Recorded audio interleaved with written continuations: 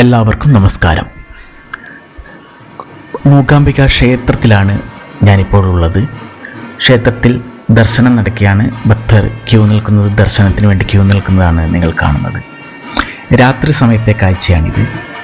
നാളത്തെ പകൽ മാത്രമേ കുടജാദ്രിയിലേക്ക് പ്രവേശനമുള്ളൂ. ഫോറസ്റ്റിൻ്റെ കർശനമായ നിയന്ത്രണങ്ങളുള്ള സ്ഥലമാണ്. അപ്പോൾ നാളത്തെ പകലാണ് നമ്മൾ കുടജാദ്രിയിലേക്കുള്ള യാത്ര ആരംഭിക്കുന്നത്. ഏറ്റവും നല്ലത് പകൽ രാവിലെ തന്നെ പോകുന്നതാണ്.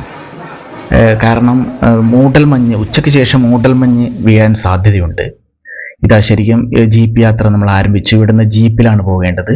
470 രൂപയാണ് റിട്ടേൺ അടക്കം അതിൻ്റെ ചാർജ് വരുന്നത്. 5 മണിക്കൂറിലേറെ യാത്ര ചെയ്യാനുണ്ടാവും. മൊത്തം ടോട്ടൽ അതിൻ്റെ സമയം വേണ്ടി വരും. ഇത് നെട്ടൂർ എന്ന് പറയുന്ന ഒരു ചെറിയ അങ്ങാടിയാണ്. ഇവിടെ നമുക്ക് വെള്ളമോ മറ്റെന്തെങ്കിലും ആവശ്യമുള്ള സാധനങ്ങൾ വാങ്ങാം. വെള്ളം വാങ്ങുമ്പോൾ ഒരു കാര്യം ശ്രദ്ധിക്കേണ്ടത്, ഇവിടെ ഒരു തരത്തിലുള്ള പ്ലാസ്റ്റിക് മാലിന്യങ്ങളും അനുവദിക്കില്ല. കാരണം വെള്ളത്തിൻ്റെ ബോട്ടിലൊന്നും ഇവിടെ നിക്ഷേപിക്കാൻ പാടില്ല. കർശനമായ പ്ലാസ്റ്റിക് വിമുക്ത മേഖലയാണ്. ജൈവ വൈവിധ്യമുള്ള പ്രദേശമാണ്. ഫോറസ്റ്റ് ഡിപ്പാർട്ട്മെൻറ്റ് ചെക്ക് പോസ്റ്റിൽ ബോട്ടിൽ ഒന്നിന് 50 രൂപ അടക്കണം. ആ 50 രൂപ തിരിച്ചു വരുമ്പോൾ ബോട്ടിൽ നൽകിയാൽ തിരിച്ചു തരികയും ചെയ്യും. നിങ്ങൾക്ക് എത്ര ബോട്ട് വേണം കൊണ്ടുപോകാം. തിരിച്ചെത്തിക്കണം. തിരിച്ചെത്തിച്ചാൽ ആ പൈസയും റിട്ടേൺ തരും. ഇത് ശരിക്കുമുള്ള ഓഫ് റോഡ് അനുഭവം. ഓഫ് റോഡിൻ്റെ ആ ത്രില്ലും സാഹസികതയും നിങ്ങൾക്ക് കുടജാദ്രിയിൽ യാത്ര പോയവർക്കറിയാം.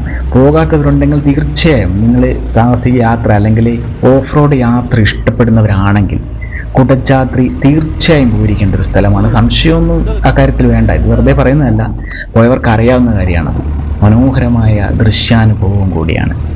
ജീപ്പിൽ നിന്നുള്ള കാഴ്ചയാണിത്. അതുകൊണ്ട് തന്നെ ജീപ്പിൽ നിന്ന് നമ്മൾ വീഡിയോ ചെയ്യുന്നതുകൊണ്ട് തന്നെ ചിലപ്പോൾ ആ ജർക്കിങ് ഉണ്ടാവാൻ സാധ്യതയുണ്ട്. കാരണം അമ്മാതിരി ഓഫ് റോഡിലാണ് പോയിക്കൊണ്ടിരിക്കുന്നത്. അതിമനോഹരമായ ദൃശ്യം, വാക്കുകൾക്ക് അതീതമാണ് ശരിക്കും ഇവിടുത്തെ ഒരു മനോഹാരിത. നമ്മൾ ക്ഷേത്രത്തിലെത്തിക്കഴിഞ്ഞു, കുടജാദ്രിയിലെ ക്ഷേത്രത്തിലെത്തിക്കഴിഞ്ഞു. ഇവിടം വരെ ജീപ്പ് യാത്ര സാധിക്കുകയുള്ളൂ. ഇനി നടന്നു കയറുകയാണ് വേണ്ടത്. അതായത് ഈ യാത്രയുടെ ലക്ഷ്യസ്ഥാനം എന്ന് പറയുന്നത് ശങ്കരപീഠമാണ്. ശങ്കരാചാര്യർ ധ്യാനിച്ച ശങ്കരപീഠം, അദ്ദേഹം സ്ഥാപിച്ച ശങ്കരപീഠം നമ്മുടെ യാത്രയുടെ ലക്ഷ്യസ്ഥാനം. അത് ഈ മലയുടെ ഉച്ചിയിലാണ്. അതിനപ്പുറം പോകാനില്ല. പിന്നീട് വീണ്ടും താഴ്ചയാണ്. അപ്പോൾ നമ്മൾ കയറി തുടങ്ങി. ഇവിടെ ശരിക്കും ജീപ്പ് 1.5 മണിക്കൂർ വെയിറ്റ് ചെയ്യും. ആ സമയം കൊണ്ട് നമുക്ക് മല കയറി തിരിച്ചു വരാം. അത് അതിമനോഹരമായ പ്രകൃതിയുടെ ആ ഒരു മനോഹാരിത, അതിൻ്റെ ഒരു പ്രകൃതിയിൽ നമ്മുടെ മനസ്സ് ശരിക്കും അലിയുന്ന. ശരിക്കും നമുക്ക് ഈ യാത്രയിൽ ഈ കയറ്റത്തിൻ്റെ ക്ഷീണം പോലും, ഈ കാറ്റ്, ഇവിടെ എപ്പോഴും കാറ്റുണ്ടാവും. അതിവിടുത്തെ ഒരു പ്രത്യേകതയാണ്. ഒരു സൈഡിൽ വലിയ അത്യഗാധമായ താഴ്വാരയാണ്. അവിടേക്കുള്ള കാഴ്ച ശരിക്കും ഒരാൾക്കും നടന്നു പോകാൻ മാത്രം വീതിയുള്ള കണ്ടില്ലേ, അങ്ങനത്തെ ചില സ്ഥലങ്ങളും ഇവിടെയുണ്ട്. ഒന്ന് ശ്രദ്ധ വാളിയാൽ ഒരു സൈഡിലേക്ക് അത്യഗാധമായ താഴ്വാരയാണ്, കൊക്കയാണ്. പക്ഷെ ശരിക്കും നമ്മൾ ഈ യാത്രയുടെ ഈ ഒരു ത്രില്ല്, ഇവിടുത്തെ ഒരു അനുഭവം നമുക്ക് ആ ക്ഷീണം അനുഭവിപ്പിക്കുന്നില്ല എന്നുള്ളതാണ്. എന്നെ സംബന്ധിച്ച് എനിക്ക് എങ്ങനെയാണ് തോന്നിയത്.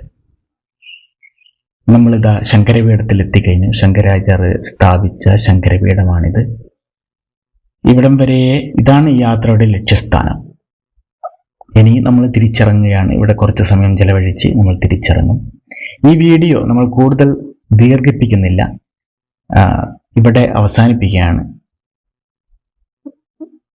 ശരിക്കും തിരിച്ചിറങ്ങുന്ന കാഴ്ചകൾ തൽക്കാലം ഇതിൽ ഉൾക്കൊള്ളിക്കുന്നില്ല. നമ്മൾ സെയിം കാഴ്ചകൾ തന്നെ, എങ്കിലും അതിൻ്റെ ഒരു അനുഭവത്തിലേക്ക് നമ്മൾ പോകുന്നില്ല.